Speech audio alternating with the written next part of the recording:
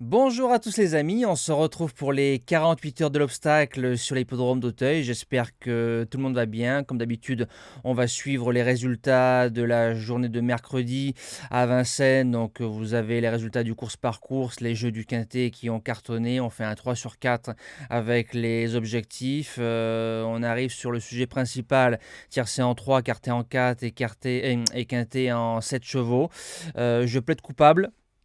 Comme j'explique souvent aux abonnés, aux membres, aux arrivants, aux novices ou même à ceux qui savent jouer qu'aux courses, on met de côté la cote et surtout l'affect dans les courses, hein. Quand on doit jouer un cheval, on ne regarde pas s'il est à 2, à 5, à 10 ou à 30 parce qu'à ce moment-là, on ne joue pas aux courses, on joue à la bourse. Si on joue à la bourse, on va du côté de Wall Street. Je rappelle que c'est à vous adapter aux chevaux et pas aux chevaux à vous adapter au niveau de vos finances. Voilà, donc ça sert à rien de jouer un cheval à 30 contre 1 qui n'arrive pas. Vaut mieux jouer un cheval avec des certitudes à une cote moins basse, mais au moins on sait qu'est-ce qu'on joue.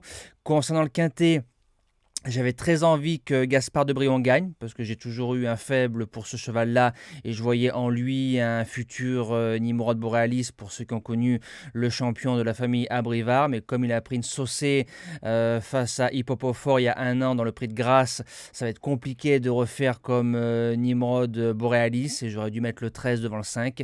On aurait tapé tiercé horde en 3, quarté horde en 4, et le quintet horde en 7. Donc c'est de ma faute, et vous avez vu, même avec de l'expérience, on fait encore des bêtises. Mais dans la globalité de la journée, ça s'est bien passé. Alors, présentation de la grande course de Haie d'Auteuil. En réunion 1 course 3, départ 15h15 sur un terrain très souple annoncé 4,1 par France Gallo, 15 partants, 5100 mètres. Groupe 1, ils sont tous à 68 kg, sauf le numéro 15 qui a 5 ans, qui part avec 66 kg. Belle épreuve, c'est parti pour la sélection. Base gagnante, je mets le numéro 9, Telem. Il a couru 16 courses, très souvent dans les 4 et même plus souvent dans les 3. Donc c'est signe de sérieux, de talent et de régularité. Il est quatrième de l'édition 2022. Je le trouve changé depuis sa rentrée. Il a battu à plusieurs reprises cette saison Hermès B, qui sera sûrement le grand favori ou l'un des favoris de cette épreuve. C'est le tenant du titre, Hermès B.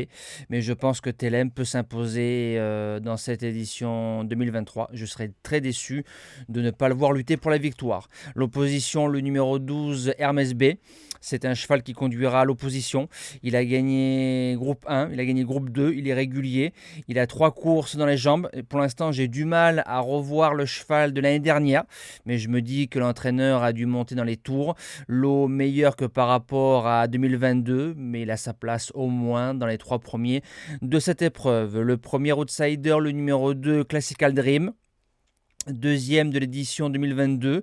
Il arrive dans les mêmes dispositions que l'année dernière. Il avait gagné groupe 1 et il avait fait deuxième de ce groupe 1, la grande course de Haie d'Auteuil, bis repetita. Il a gagné groupe 1. Il arrive fin prêt avec un an d'expérience en plus. Lui, par contre, ne doit pas sortir du quintet. Deuxième outsider, le numéro 13, Goalil. C'est la révélation du début de saison à ce niveau-là. Il est quatrième du prix Junier groupe 3. Il est quatrième du prix Hypothèse groupe 2. Il a gagné groupe 1 le prix Léon Rimbaud, avec 5 kg d'avantage par rapport à Hermès B et par rapport à Telem, qui sont mes deux bases. 5 kg déjà sur 3006, 3008, c'est quand même conséquent. Sur 5100 mètres, je pense que ça fera la différence. Maintenant, sur la forme, il peut jouer les belles places. Pour les chances, on commence avec le numéro 3, Folsom Prison, le tandem foin Jérémy Da Silva. C'est le vrai cheval d'Auteuil, toujours placé groupe 3, groupe 2, groupe 1. C'est pas un gagnant, mais ses lignes sont flatteuses. Pour les places, c'est un grand oui. En sixième position, le numéro 4, Astérion Forlonge. Il a fini à une demi-longueur de Classical Dream. Comme je vois Classical finir au moins dans les 5, je suis obligé de garder le numéro 4, Astérion Forlonge. Maintenant, pour les places, je pense que le Dream est meilleur que le Forlonge, mais je l'ai gardé en 8 chevaux. En septième position, un cheval qui arrive en sous-marin, en soum-soum. Le numéro 15, Sans Bruit, ne fait aucun bruit. C'est un cheval qui a des lignes. À 3 ans, il est placé de groupe 2, gagnant de groupe 3. À 4 ans, il fait deuxième du Jean Stern et quatrième du Maurice Gillois, groupe 1. On l'a préparé en province. On arrive fin prêt. Attention. Et je termine avec le numéro 8, Lucky One. Il a gagné la grande course de haies de printemps. C'était un quintet d'un moindre niveau, mais le visuel était là. Maintenant, on change de monde pour la forme.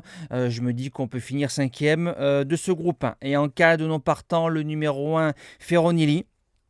Il s'est imposé en steeple groupe 1. Il a que 6 courses. Il arrive à Auteuil, peut-être un peu tendre. Il va tomber sur des chevaux qui ont de l'expérience et très durs. Mais je me dis, voilà, quand même gagner le groupe 1, ce n'est pas rien. Donc à mettre dans un champ réduit. Et nous, il rentrera en 8e position de la sélection en cas de non partant d'un des chevaux cités de mon pronostic. Voilà, moi je vous dis à demain pour très probablement le Quintet, le Grand Steeplechase de Paris. Passez un bon week-end, de bons jeux et merci à tous.